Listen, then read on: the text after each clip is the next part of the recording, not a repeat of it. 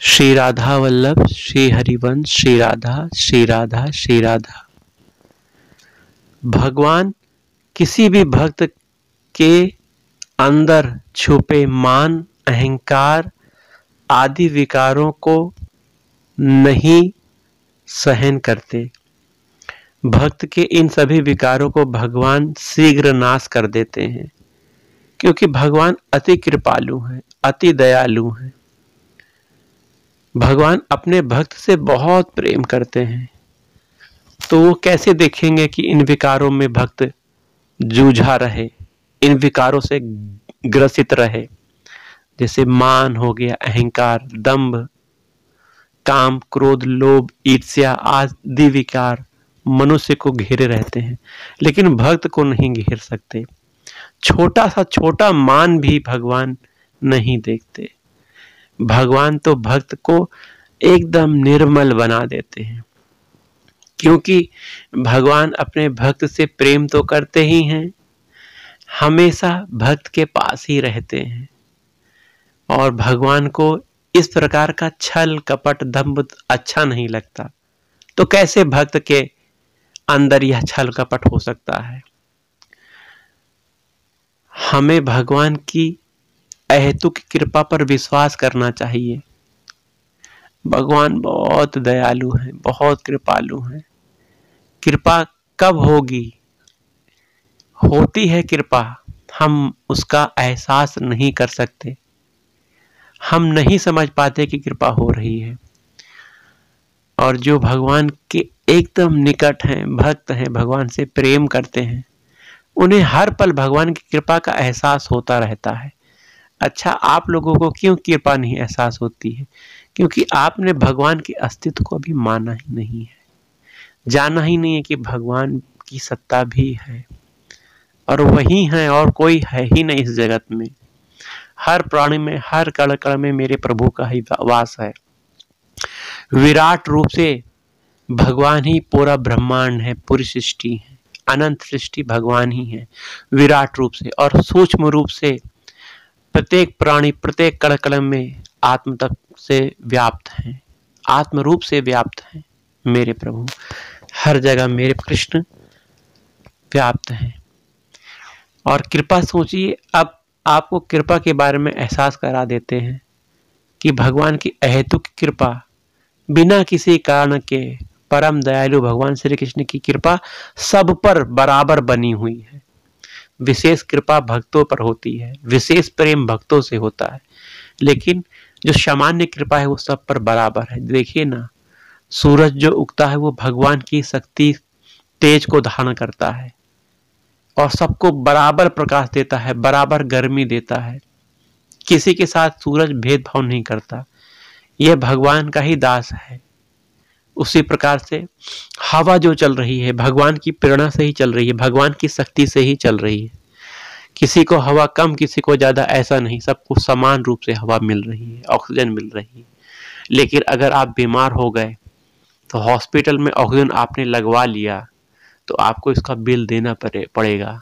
गरीब व्यक्ति जो इसका वहन नहीं कर सकता वो इस ऑक्सीजन को नहीं खरीद सकता, लेकिन भगवान द्वारा प्रदत्त ऑक्सीजन सभी के लिए समान रूप से व्याप्त है। ये भगवान की कृपा ही तो है। उसी प्रकार से जल को ले लीजिए, जल भी भगवान ने सबके लिए बराबर बनाया है। कोई भी भगवान के जल में विभेद नहीं कर सकता, लेकिन मनुष्यों ने विभेद कर दिया है, बोतल में बेच रहे हैं और धन कमा रहे हैं। भगवान ने जो जल भगवान ने इस पृथ्वी में दिया है वह सबके लिए फ्री दिया है, सबके लिए समान रूप से दिया है, कोई भी उसका उपभोग कर सकता है। तो ये सब भगवान की अहेतुक कृपा है। और कृपा जानना है तो ये भी सुनिए कि आप जो सुन रहे हैं इस समय मनुष्य देह धारण कर रहे हैं। इससे बड़ी कृपा क्या हो सकती है कि आपको मनुष्य जीवन मिला हुआ है। जरा विचार करिए कि अगर भगवान ने आपको मनुष्य न बनाया होता तो आप इस समय क्या बने होते? कोई पेड़ पौधा बने होते, कोई मछली बने होते, जलचर बने होते, कोई जीव जंतु बने होते। और जीव जंतु, पेड़ पौधे, जलचर ये कितने कष्ट में हैं, कितने दुख में हैं। आपके पास तो डॉक्टर आ जाता है, आपकी सहायता करता है, आपका तो घर है, आपके तो कपड़े, आपके लिए तो भोजन बनता है। इनके लिए तो जन्म से लेकर मृत्यु तक कष्ट ही कष्ट सहना पड़ता है। तो मनुष्य जीवन पाकर भी आप नहीं समझ रहे कि ये भगवान की कृपा से आपको प्राप्त हुआ है। ये सब भगवान की कृपा सबके लिए बराबर मिल रही है। इसे आप जानो और बार बार धन्यवाद कहो। कहो भगवान से कि मुझे तूने मालिक बहुत कुछ दिया है, तेरा शुक्रिया है, तेरा शुक्रिया है। वास्तव में भगवान ने सब कुछ दिया है। एक निरोगी शरीर भी देखिए आपको मिला हुआ है। इस निरोगी शरीर से आप भगवान का भजन तो आपको करना ही पड़ेगा। धन्यवाद अगर भगवान का आप सही रूप से देना चाहते हैं तो भगवान का भजन करिए, भगवान का सुमिरन करिए, भगवान का चिंतन करिए। भगवान बहुत प्रेम करते हैं आपसे, लेकिन आप उनको भूले बैठे हुए हो। जब आप भगवान के सन्मुख हो जाओगे, निकट हो जाओगे, उनकी तरफ मुंह कर लोगे, अर्थात उनके शरणागत हो जाओगे, उन्हें ही अपने जीवन का सर्वस्व मानने लग जाओगे, एकमात्र आश्रय भगवान ही आपके अगर हो गए, तो आपको विशेष कृपा प्राप्त होगी। विशेष कृपा में भगवान अपना प्रेम देते हैं। प्रेम बहुत दुर्लभ है भगवान का प्राप्त करना, लेकिन जो भगवान के सन्मुख हो जाता है उसे भगवान प्रेम देते हैं। सच्चे भक्तों को, निष्काम भक्तों को, जो भगवान से प्रेम करना चाहते हैं, भगवान की सेवा चाहते हैं, उनको ही हमेशा उनकी ही सेवा चाहते हैं, उनके ही दर्शन चाहते हैं, उनकी कथा ही चाहते हैं, उनका रूप नाम चाहते हैं। उन्हें भगवान अपना प्रेम देते हैं। धीरे धीरे ये प्राप्त होता है। पहले आप भगवान के सन्मुख होइए और भगवान की कृपा को हमेशा एहसास करिए। अब देखिए, भगवान किसी के भी मान को, दंभ को, अहंकार सहन नहीं करते। यह बात मैंने अभी बताई। इसकी चलिए पुष्टि एक छोटी सी बहुत अच्छा सा प्रसंग है श्रीमद् भगवान श्री कृष्ण से संबंधित। इस प्रसंग पर चर्चा कर लेते हैं कि भगवान किसी के मान, अभिमान, दंभ को सहन नहीं करते, उसको जल्द से जल्द खत्म कर देते हैं। तो 3 लोगों को एक बार द्वारिका में अहंकार हो गया। एक थे भगवान के वाहन गरुड़ जी, दूसरे भगवान के जो चक्र हैं उनको अभिमान हो गया, और सत्यभामा जी को अभिमान हो गया कि मैं कितनी सुंदर हूँ। चक्र को अभिमान हो गया कि मैं भगवान की हमेशा रक्षा करने में, सेवा करने में तत्पर हूँ। और गरुड़ जी को यह अभिमान हो गया कि मैं बहुत तीव्र गति से भगवान की सेवा करता हूँ, इधर से उधर पहुँच जाता हूँ। इस तरह का अभिमान भगवान ने देखा कि मेरे अपनों में आ गया है। तो भगवान इन अभिमान को, इन दंभों को कैसे सहन कर सकते। भगवान ने भी इसे खत्म करने की युक्ति सोची। अब उन्होंने गरुड़ जी को आदेश दिया कि जाओ हनुमान जी से कहो वहां पे है कि मैंने बुलाया है। गरुड़ जी गए। उस समय हनुमान जी वृद्ध अवस्था में थे। हनुमान जी से कहा कि श्री कृष्ण जी ने आपको याद किया है। तो हनुमान जी ने कहा कि मैं श्री कृष्ण जी को नहीं जानता, मैं तो राम भक्त हूँ। अगर मेरे राम जी मुझे बुलाएंगे तो मैं चला जाऊंगा। तो गरुड़ जी वापस आकर भगवान से कहते हैं कि आपको तो वो कह रहे हैं कि मैं नहीं जानता, मैं तो राम भक्त हूँ, राम जी बुलाएंगे तब मैं आऊंगा। तो भगवान ने गरुड़ जी से कहा, हाँ चलो कह दो कि राम जी ने बुलाया, सीता राम ने बुलाया है, आ जाओ। हनुमान जी फिर आ जाएंगे। तो इस तरह गरुड़ जी पहुंचे और हनुमान जी से कहा कि सीता राम जी ने ही आपको बुलाया है, आप चलो। आप बुजुर्ग हो गए हो, मेरे पीठ पे बैठ जाओ, मैं आपको शीघ्र भगवान के पास पहुंचा दूंगा।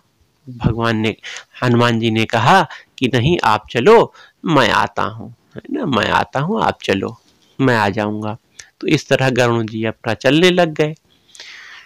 हनुमान जी वहां बहुत पहले ही पहुंच गए।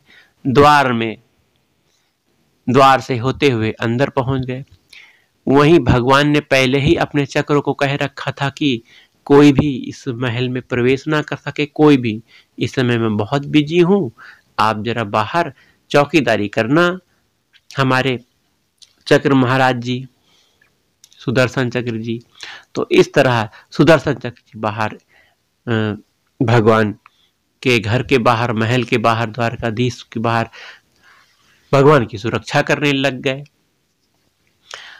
तो उस बीच भगवान अंदर सत्यभामा जी के पास बैठे हुए थे, हनुमान जी के आने की प्रतीक्षा कर रहे थे। उसी समय भगवान ने सत्यभामा जी को कहा कि आप दूर क्यों बैठी हो, हनुमान जी आ रहे हैं, आप मेरे बगल में बैठ जाओ, उन्हें भी अच्छा लगेगा। हनुमान जी प्रवेश करके भगवान को प्रणाम करते हैं और कहते कि हे प्रभु, आपकी जय हो, परंतु सीता माता नहीं दिख रही हैं, क्या बात है, आपने सीता माता की जगह इस किस दासी को पास में बैठा रखा है। तो इस तरह सुनकर सत्यभामा जी का अहंकार जाता रहा, उनका अहंकार चूर हो गया। तो भगवान ने एक प्रश्न हनुमान जी से कहा कि बाहर तुम्हें किसी ने रोका नहीं क्या? हनुमान जी ने कहा हाँ प्रभु, वो आपके सुदर्शन चक्र मुझे रोक रहे थे, तो उनको मैं अपने मुंह में डाल लिया, अंदर ले आया हूँ, ये देखिए आपका चक्र यहाँ पर है। तो सुदर्शन चक्र का भी अभिमान चला गया कि भाई वो इतने बलशाली हैं कि भगवान की सुरक्षा कर रहे हैं, उन्हें ये घमंड हो गया था। भगवान ने उनके ये घमंड को भी हनुमान जी के माध्यम से खत्म कर दिया। फिर जब ये दोनों लोग की बातचीत हो गई, फिर गरुड़ महाराज भी पीछे से पहुंचे और आश्चर्यचकित हो गए कि इतने बुजुर्ग हनुमान जी मुझसे पहले कैसे पहुंच गए, मैं तो बहुत तीव्र गति से आया हूं। तो गरुड़ जी का भी अभिमान भगवान ने यहाँ चूर करवा दिया, क्योंकि हनुमान जी गरुड़ जी से बहुत पहले पहुंच गए। इस तरह भगवान किसी भी अपने सुहृदों का, भक्तों का, अपने आश्रितों का कभी भी अभिमान, दम्भ नहीं सहन करते, उसे खत्म कर देते हैं। हमें इन सब विकारों से ऊपर उठना है। भगवान को अगर प्राप्त करना चाहते हो तो हमें मनुष्य शरीर के इस विकार जो कि मन में होते हैं, मन इन्हीं विकारों से ग्रसित रहता है। इन विकारों के रहते हुए मन निर्मल नहीं हो पाता है। हम भगवान को अपना नहीं बना सकते। हमारे मन मंदिर में, हृदय में भगवान का वास नहीं हो सकता जब तक इन विकारों का हमारे ऊपर आधिपत्य रहेगा। इसलिए इन विकारों से हमें ऊपर उठना चाहिए। इन विकारों से भगवान मुक्ति दिलाते हैं। कैसे दिलाते हैं? देखिए, संत महात्मा आपको प्रवचन सत्संग देते हैं, वो यही विकारों को खत्म करने की तो बात करते हैं। सभी साधन जो भगवान की आप सेवा कर रहे हो, कथा सुन रहे हो, नाम जाप कर रहे हो, भगवान से प्रेम कर रहे हो, ये सब साधन क्या हैं? ये सब साधन अपने शरीर अभिमान का खत्म करके, देह अभिमान को खत्म करके अपने आप को भगवान के श्री चरणों का दास मानना, भगवान को अपना मानना, ये बात है।